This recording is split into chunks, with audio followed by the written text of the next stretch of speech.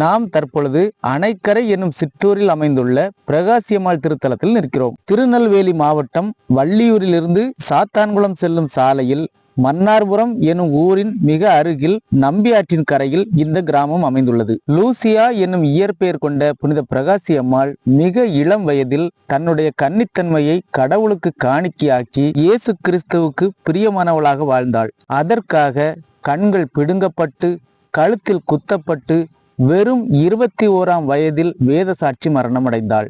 கண்ணம்மா என்ற சிறப்பு பெயரில் அழைக்கப்படும் புனித லூசியா கண் சம்பந்தமான நோய்கள் மற்றும் கட்டிகளுக்கு இயேசுவிடம் ஜெபித்து சுகம் பெற்று தருகிறாள். இந்த ஆலய திருவிழா ஆகஸ்ட் 30 முதல் செப்டம்பர் 8 வரை. இந்த புனிதையை குறித்தும் இந்த திருத்தலத்தை குறித்தும் முழுமையாக தெரிந்து கொள்ள புனித பிரகாசியம்மாள் திருத்தலம் அணைக்கரை என்ற தலைப்பில் நம்முடைய சேனலில் ஒரு வீடியோ உள்ளது. அதற்கான லிங்க் இந்த பிளே பட்டனில் தரப்பட்டுள்ளது. அதை முழுமையாக பாருங்க.